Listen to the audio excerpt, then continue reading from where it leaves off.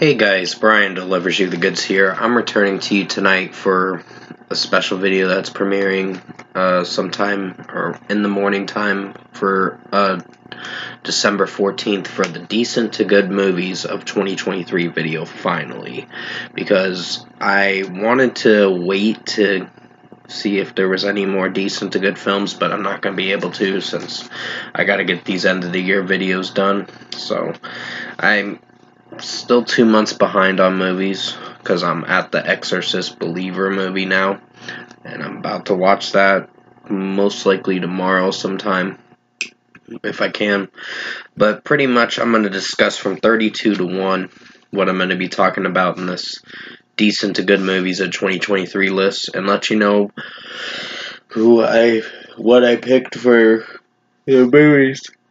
Excuse my yawning. What I picked for the movies for the decent to good movies of 2023. So let's dive into this video. Now, coming at number 32 is The Blackening. This one was decent. It's kind of outgrown on me a bit, this movie. And I thought it was a good movie at the time, but the story was interesting. I'll give it that. The jokes, yeah, there's some criticism towards it. My mom didn't like this movie. She thought it sucked, honestly. And I'm like, I can see where you're coming from, but I still had some enjoyment to the movie. And yeah, I can see that this was hit or miss for some people, but overall, I put it at the top of this list. So, at number 32 is The Blackening. Number 31 is Nefarious. This one was a psychological thriller kind of movie, and honestly, Patrick, or whatever his name, Sean Patrick Flanery, I think is in this film. His performance was pretty good, convincing too, that there was a real demon that was actually possessing him, and it really was in the movie, but the execution was weird. This film was a weird one. And overall, I think the film could have been a bit better, but it performed decently, so this is a decent film. So at number 31 is Nefarious. Number 30 is We Have a Ghost. This one I do like and I don't like. I think it's decent because I think Anthony Mackie's performance, he got a little cocky in this film and said, "Oh, well, why don't we film this ghost and send it to YouTube?" And I'm like, this is stupid. I'm like, part of the movie got a little ridiculous, but overall, I think the ending was the more interesting part and kind of more emotional towards how it ended. So, and it ended on a happy note, mostly. So pretty much at number 30 is We Have a Ghost. Number 29 is It Lives Inside. Now, this one I actually recently watched, which definitely go check out my movie review for it. I think you'll enjoy that. I actually don't hate this movie. This was decent of a film. It's about a Hindi spirit that's coming after this girl or whatever, this high school girl, and it kidnapped one of her friends. And excuse my yawning in this video. I am so sorry. I'm just getting the yawns for some odd reason. Probably the chocolate milk I drank, most likely. But still, I think It Lives Inside was a decent film, had an interesting story, but it wasn't the best film of this year. It wasn't one of the good movies of this year, but it was decent. So it made it on this list. At number 28 is Kandahar. I think this Gerard Butler movie was fairly decent. It wasn't the best film of this year, but it performed alright. The action scenes are interesting. Gerard Butler's performance was pretty interesting and convincing of a performance. Made me kind of like his character a bit. But overall, I think the storyline had its weak points from time to time. So, number 28, excuse my yawning, is Kandahar. I am so sorry for yawning in this video, I'm just trying to not do it too much. Number 27 is Champions. Woody Harrelson's performance, I wasn't liking his character at the beginning of it, because he kind of was an asshole, but I don't know, his character was an asshole in the film, basically, and then he starts growing attached to the kids. He's training these special needs kids to play basketball, and it's like a community service thing because he fucked up somehow. But overall, I think Champions was decent, but it could have been a little better. I'm not trying to say I'm making fun of special needs people. It's just the movie that was presented to me that I watched, I found was fairly decent. It was an interesting film, but could have been a little better, in my opinion. Number 26 is Joyride. I think this movie is decent. The jokes are slightly funny, but there are times where the movie kind of drags, and with how the punchlines are in certain jokes, it just doesn't connect very well. But overall, I think there were some funny moments through this movie that I kind of laughed at, but it's a decent film for what it went for. So, number 26 is Joyride. Number 25 is Transformers: Rise of the Beast. This is a decent film. I think the story is a little better than the Mark Wahlberg movies. Those movies were utter trash, in my opinion. I'm sorry, Mark Wahlberg. You're a great actor, but those Transformers movies you were in weren't very good. The scripts were very bad. For Age of Extinction and The Last Knight being one of the worst films, I think Last Knight was the worst of the worst. Age of Extinction was disappointing too. I got rid of that movie instantly recently. So pretty much, this film is a decent film to watch. Do I hate it? No. But I think it's decent for what it is, because there are some moments where the movie is a little rushed, and then it takes a little while to get to... I think the ending was the most disappointing part, where they bring in the G.I. Joe. It's like, okay, now this is getting a little ridiculous, but okay. So, at number,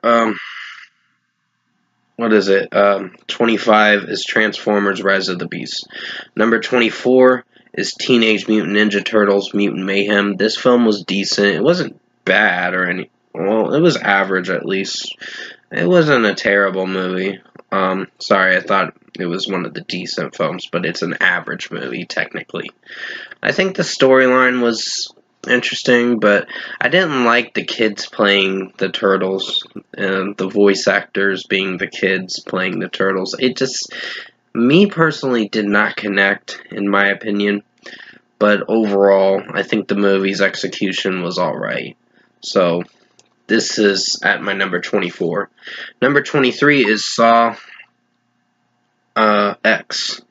This one was a average film. I recently watched this the other day, and I'm gonna be planning on watching some other movies, but I don't know if they're gonna make the list for worst to best. I don't know, because that's the only remaining stuff that's left for my end of the year videos after I finish the decent to good albums of 2023. But still, Saw X had an interesting story. The beginning was a little confusing, because you thought the guy that lost his eyeballs, or does lose his eyeballs, he's in that eyeball suction trap, where the vacuum sucks out his eyeballs. It really does happen. It's pretty fucking gross. But still, I think they ended it alright, because technically this is the final film to say goodbye to the Saw franchise.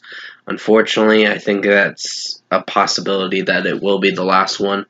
If Saw 11 happens, I'll be like, wow. I think Saw X should be the last film, technically, because it's a good send-off for the series. That's how they wanted to do it, mostly for John Kramer's character. I think they should continue Spiral, in my opinion, because that was interesting.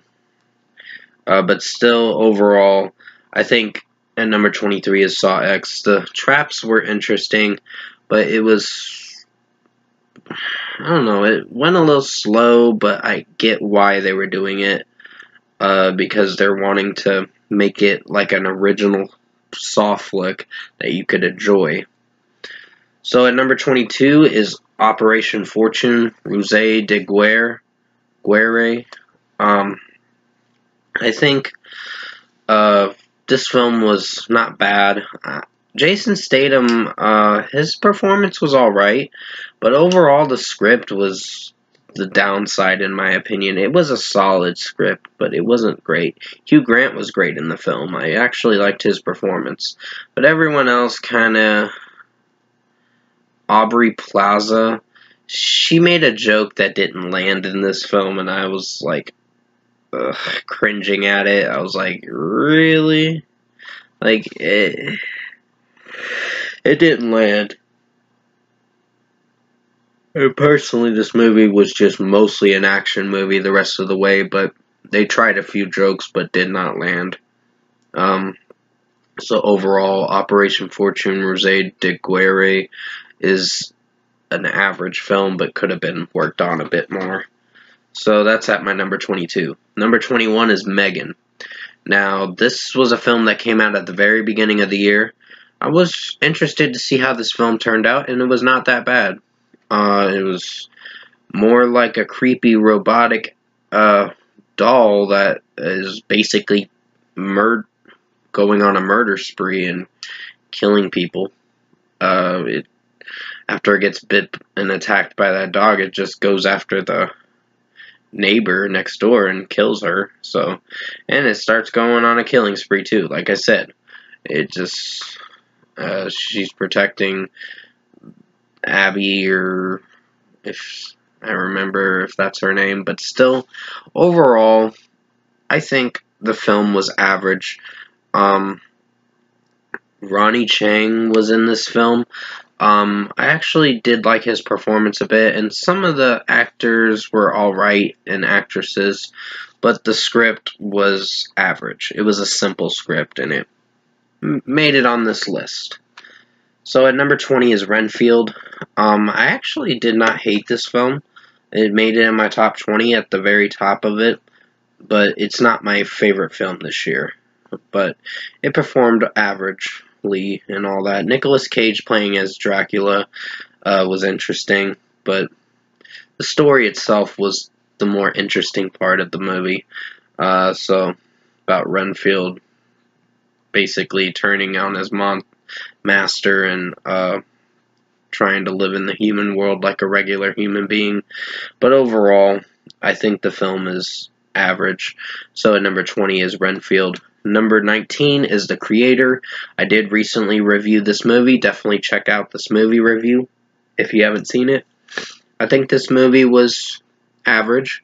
John David Washington's performance was great. Gemma Chan's performance is pretty good. And everyone else was average. But overall, the script was the most interesting part.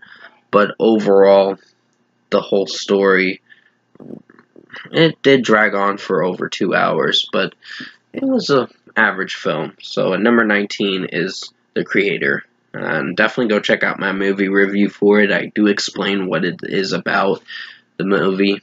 But it's definitely worth checking out. See what you think of it yourself. And just form an opinion to see what you think of it yourself. Number 18 is Air. This is about the Nike Airs. So, overall, this film was average. Matt Damon's performance was pretty good. Ben Affleck's performance was alright. In this film, he was alright. I don't really like his usual superhero Batman because he's kind of cocky and an asshole in the film. But overall, I think in this film, he did alright. Chris Tucker was in this movie, and I was pretty surprised. And many other actors that I was really interested in seeing how they do and all that. I think Jason Bateman was in this film, and I was pretty invested in this film with the story of Michael Jordan going to Nike and all that. And they call them Jordans and all that, Nike Air and all that stuff. But still, an average film, not a terrible film. And number 17 is The Little Mermaid. I actually do have this movie on DVD. I did not hate this movie. I understand that there was some flack with the actress, with the race swapping thing. I was like, what does it matter? Her performance was actually not that bad. I don't hate the actress Halle Bailey. When she did that interview with Variety with Rachel Zegler, I was like, really? Why do you have to do that? It was just... basically, I get that she took the high road and didn't listen to those criticisms about race swapping. I think it was wrong, the racist remarks that they were making, in my opinion. That's just what I think.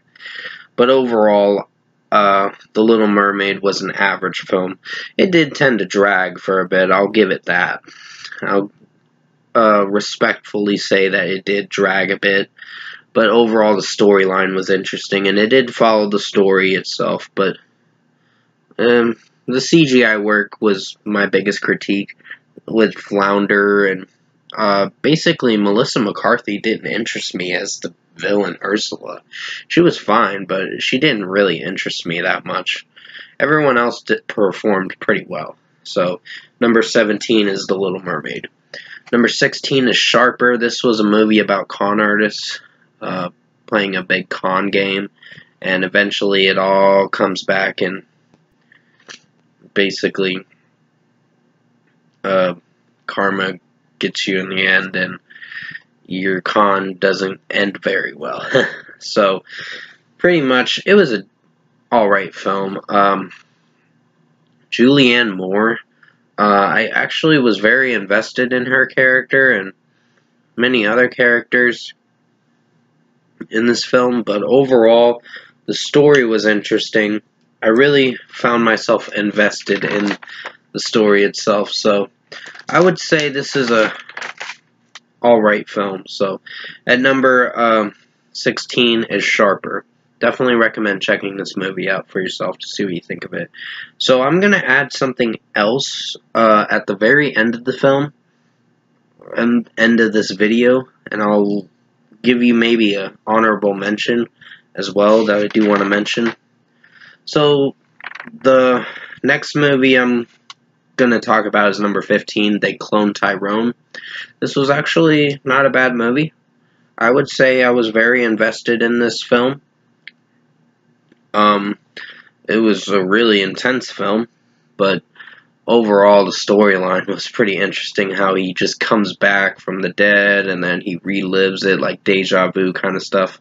But it's actually some kind of government agency or government science thing or whatever, I don't fucking know. They're doing experiments on people and cloning them.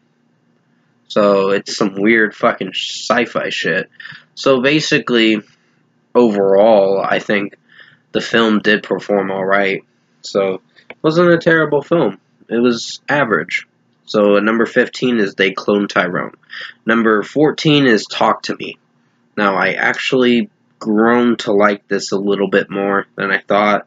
I thought this movie was not going to grow on me, but it turned out to be an average film this year. So I would say, yeah, Talk to Me is an average film on the list. I do own it on Blu-ray and DVD, which I'm glad I do, because I didn't hate this film. It is short, and it gets to the point of what the movie's trying to go about this hand that's has evil spirits attached to it, and basically if you say talk to me, you see an evil spirit, and then if you say I let you in, you let the spirit in, and then everything goes wrong when this kid does it, and then he gets his head damaged, and basically is trying to kill himself. It's really fucked up. An evil spirit is taking over his body and just making him do some sick shit. So pretty much overall, I think the film was average, and the ending was surprising. So at least it had a surprising, intense ending where you don't expect it. So at number 14 is Talk to Me. Number 13 is A Haunting in Venice. Now I actually did enjoy the guy Poirot back in this film. The actor that plays him, Kenneth Branagh, I think his name is. His performance was pretty good in this film. What is it? Michelle Yeoh? Michelle Yeoh? I don't know. I wasn't convinced with her performance, but she didn't make it that long in this film, I can tell you that. The movie is out on DVD. It's been out on DVD for about a few weeks or so, but overall, the film is average, and I guess check it out for yourself to see what you think of it. But overall, average film for what it went for. So, basically, I'd give this movie like I said, 7.5 out of 10. The next movie I'm going to talk about is number 12, which is Elemental. I think this movie had some heart to it, and it was very interesting of a film, but my biggest critique was maybe some of the story was fine, but it was a average film, and I guess check it out for yourself to see what you think of it. So at number 12 is Elemental. Alright, at number 11 is Reptile. Now, I actually did find this to be slightly enjoyable. Basically, Benicio del Toro's performance was great. Justin Timberlake as the bad guy, he's not a good bad guy, honestly, in this film. I don't know, he didn't give it his all with this performance. His performance felt stale, in my opinion, just forgettable, too. But overall, the execution was very interesting of a film, and I decided to put it at my close to number 10 spot. Unfortunately, it didn't make the number 10 spot, but it came close. But still, interesting film. So at number 11 is Reptile. Alright, at number 10 is Dumb Money. Now, there was going to be a film that I was going to put here. It was going to be Evil Dead Rise, but that will be unfortunately, the honorable mention I'll mention. So now you know. But basically, Dumb Money was a very interesting film. I actually found this to be a good film, and was really invested with the story. I mean, it could have been at a lower spot, but I deemed it to be at the number 10, to be in the top 10. So, number 10 is basically Dumb Money, and the performances were pretty good, and the storyline was interesting. Number 9, I guess I'll have to change it, unfortunately. Sorry that I have to alternate with which one I choose at the number 9 and what's going to be the honorable mention. I did say that Evil Dead Rise was going to be the honorable mention. Now I changed my mind, so please forgive me on that. I hate it when I do that. Evil Dead Rise is number 9. This was actually a good movie. It was surprisingly gross, I will tell you that, but it was a good film. I was very invested in the film. Yeah, it was a little rushed a bit. I mean, I wouldn't say it was that rushed, but it did feel like a gross, messed up kind of movie where the mom is taken over by an evil entity and is basically just like some kind of evil entity is taking over her, and then it is like a virus and it infects even everyone else, and everyone else gets infected and turns out to bring evil inside their body. So basically overall, I think the film performed good in its own way. So at number 9 is Evil Dead Rise. Number 8 is Missing. Now this movie was actually interesting. I did not hate this movie for how it turned out. So I think it was a good film. I think the actress that plays the daughter, her performance was pretty good, very convincing, and the ending surprised me with how it turned out. So I was really invested in this film. So at number 8 is Missing. At number 7 is Sound of Freedom. This was a very hard watch, honestly, because it's about sex trafficking for kids, and it's really awful that this shit still goes on. It was a very good movie. It was a good movie, in my opinion. The actor that played the guy that goes after these sex traffickers and these pedophiles, too, he basically goes to a different place, I think Colombia or something like that, and tries to rescue the guy's, the father's daughter or whatever, because his daughter and his son were missing for a long time. He found the son, but he had to search for the daughter for the longest time, and he finally did find her, but it was close to the very end of the film. But it was a very hard watch, and a lot of messed up stuff these people fucking do. So, and it was based on true events. That does happen. I highly recommend you buy this film. It's worth watching, but it is a very hard watch, and it'll make you emotional too of a watch. So definitely be prepared when you watch this film. Be prepared to mostly cry your eyes out a bit and just be like, oh my god, kind of stuff. So these people are fucking sick. These pedos and these sex trafficker people are really fucking messed up in the head to do this shit to kids. So number 6 now is Barbie. I know it's weird of me to put Barbie at my number 6. I actually did not hate this movie. Do I like it a lot? It's fine, I guess. But overall, the performance of the movie, I was cringing at the beginning, I will say that. But the remainder of the movie really interested me, and Margot Robbie's performance actually turned out to be pretty good. She made it convincing of a watch. And the storyline got a little better towards the rest of the movie. I mean, yeah, it's not going to be everyone's cup of tea, this movie, because of how misleading and misputting the movie turns out to be, but the ending surprises you. You're like, what is... She questions herself, like, what am I? Like, what am I made for? So she then, at the end of the film, becomes a regular human being and all that, and lives in the real world. So, no longer Barbie, and lives in the real world and gets a job and all that stuff. So, basically, number 6 is Barbie. Number 5 is Guy Ritchie's The Covenant. Now, I thought this was a good film. Probably one of the best films, one of the good films of the year. Not good movie of the year, but you will find out what my good movie of the year will be.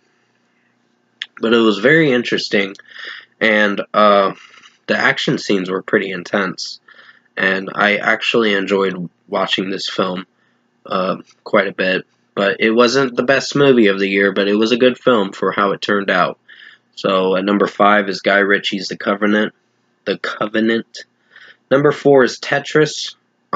This was a good movie about a true story of a video game that was made in the 80s, and they're trying to get it published with a certain gaming company, and they have to go to Russia for that, and that becomes a pain to them, to Taron Egerton's character, and his performance was outstanding in this film, and I really enjoyed this film for how it turned out. So basically, at number 4 is Tetris. I really enjoyed the film.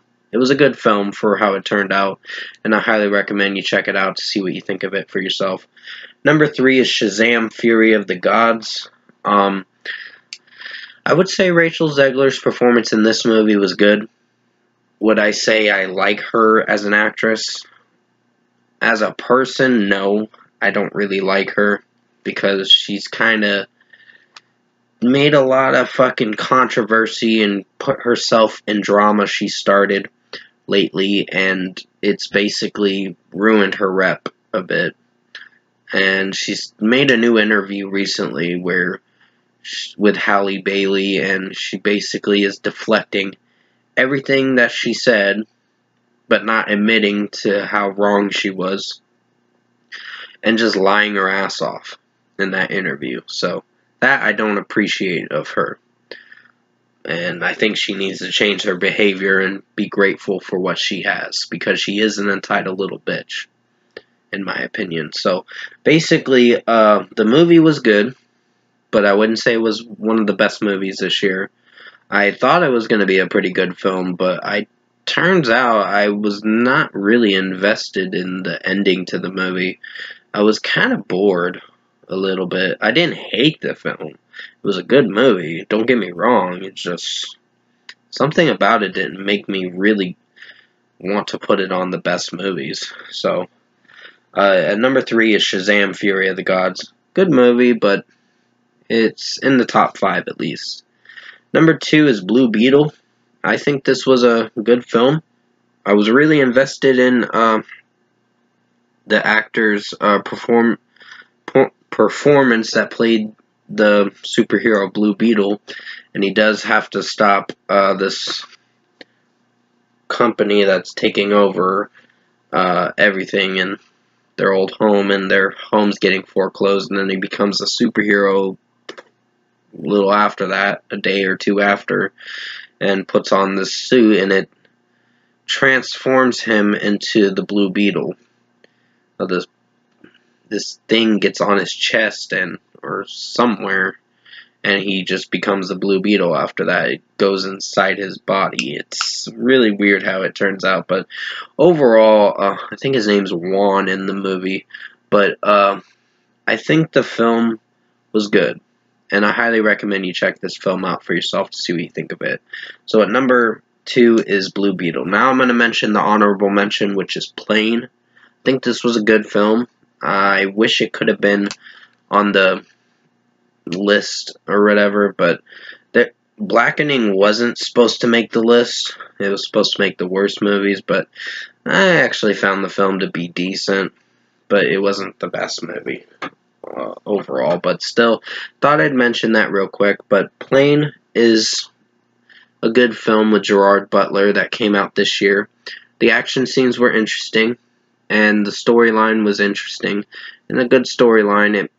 Basically, they get stranded on an island, these people that are on this flight, and they actually have to try to survive against these drug cartel people, and they get kidnapped by them, and then Gerard Butler and the other guy have to go rescue them and take them back to the plane so they can leave the island.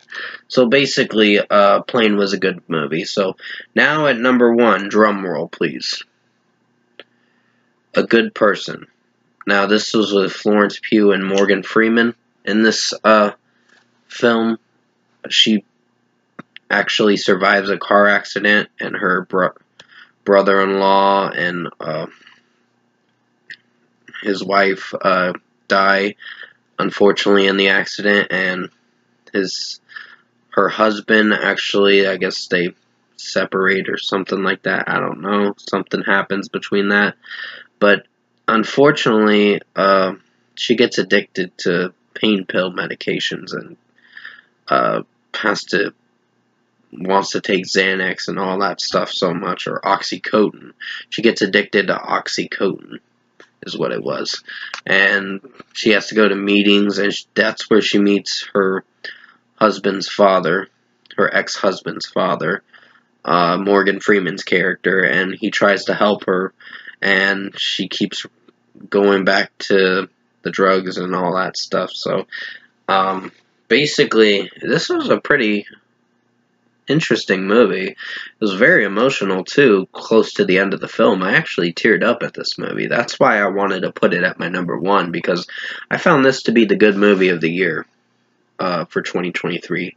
It was a good movie. I did enjoy this movie. It was about close to 2 hours, I think, this film, but Florence Pugh's performance was outstanding in this film, and Morgan Freeman's performance was pretty good too. So I highly recommend you check this movie out this year.